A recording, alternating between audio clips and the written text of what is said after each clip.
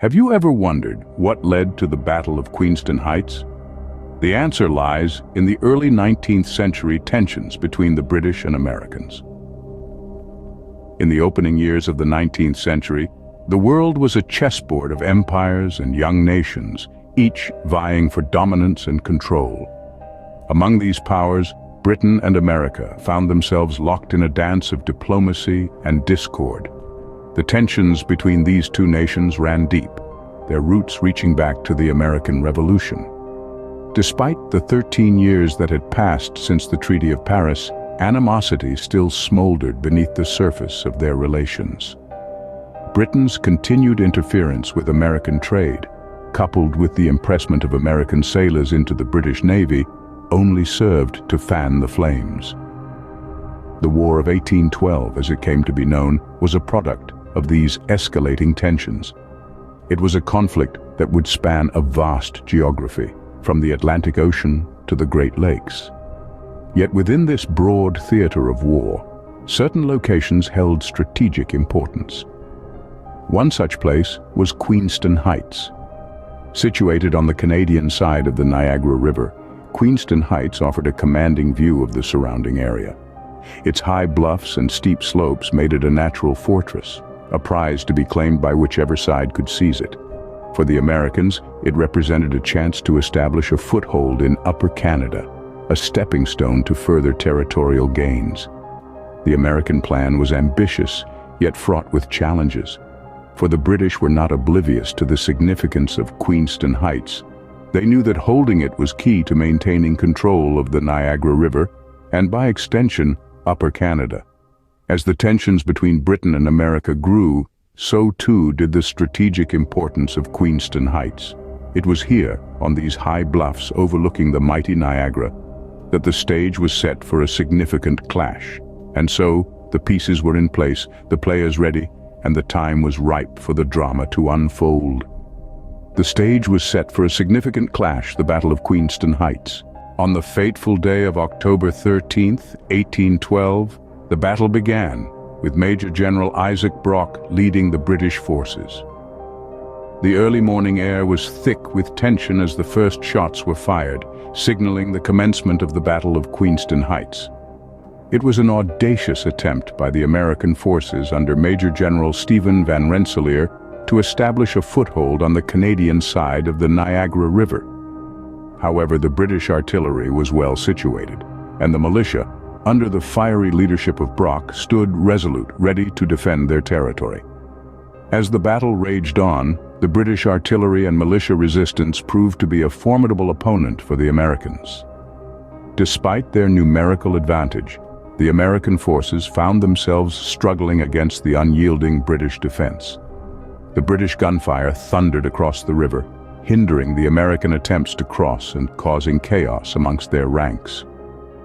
In the midst of this ferocious battle, a sudden blow struck the British forces. Major General Isaac Brock, the charismatic leader at the heart of the British defense, fell. His loss was a serious blow to the British morale, but it was not enough to break them. Rising to the challenge, Major General Roger Hale Sheaffe took command. Sheaffe, a man of cool determination, rallied his troops and reorganized the defenses. He recognized the importance of maintaining a stalwart defense against the American onslaught and worked tirelessly to ensure that the British lines held firm. His leadership provided the steadying hand that the British forces needed in the wake of Brock's death. With the day growing long and the battle intensifying, the Americans continued their push across the Niagara River. However, the British defenses, now under Sheaffe's strategic command, remained steadfast. The American forces, despite their superior numbers, found themselves unable to gain the upper hand. Despite their numerical advantage, the American forces struggled to gain ground. But the battle was far from over. The British forces, now led by Sheaffe, were determined to defend their territory. The death of Major General Isaac Brock, a bold and respected leader, was a blow to the British forces. Yet it was not enough to break their resolve. Major General Roger Hale Sheaffe, who had taken over the reins, was a military tactician of a different breed. His cautious approach starkly contrasted with the aggressive tactics of his predecessor, Brock. The American troops, under Major General Stephen Van Rensselaer, had hoped to establish a foothold on the Canadian side of the Niagara River. They had the advantage in numbers, but were unable to cross the river due to the relentless resistance of the British artillery and militia. The American offensive was poorly managed, and their plans of attacking Upper Canada were hindered by the refusal of Brigadier General Alexander Smith to cooperate. Meanwhile, Sheaffe's strategy was to slow down the pace of the battle, buying time for reinforcements to arrive. He was not one to rush into the fray, but rather he chose to secure his position and strengthen his forces. This cautious approach led to strategic disagreements with Prevost, who preferred Brock's more aggressive tactics. Yet, Sheaffe's strategy was beginning to bear fruit. In the midst of the battle, an armistice was declared between Sheaffe and Van Rensselaer. This pause in the conflict allowed American reinforcements to strengthen their position, but it also gave Sheaffe the time he needed to regroup and re-strategize. As the armistice ended, the British forces, rejuvenated and reorganized, were ready to continue the fight. Their resistance was stronger than ever, and the American forces found themselves struggling against the tide. The British were not only defending their territory, but were also avenging the loss of their leader, Brock. Despite the challenges and the initial loss, the British forces emerged stronger. The tide of the battle was changing, and it was clear that the British were not about to give up easily. Their resilience and determination were unyielding, and their strategic planning was proving to be effective. The tide began to turn in favor of the British. In the end, the British forces emerged victorious, securing a significant early win in the War of 1812. Their triumph at Queenston Heights was more than just a military victory. It was a testament to their resilience and strategic acumen, demonstrating their ability to repel a numerically superior enemy. The American troops, led by Major General Stephen Van Rensselaer, found themselves in a quagmire.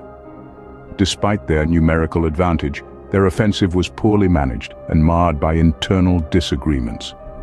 Brigadier General Alexander Smith's refusal to cooperate further complicated their plans, hindering their attempt to establish a foothold on the Canadian side of the Niagara River. On the British side, the dynamic between Major General Isaac Brock and Major General Roger Hale Sheaffe was equally complex. Their strategic disagreements, particularly between Brock's aggressive tactics and Prevost's cautious approach, added another layer to the intricate tapestry of this battle. Yet despite these challenges, the British stood firm, their artillery and militia resistance proving too formidable for the American forces.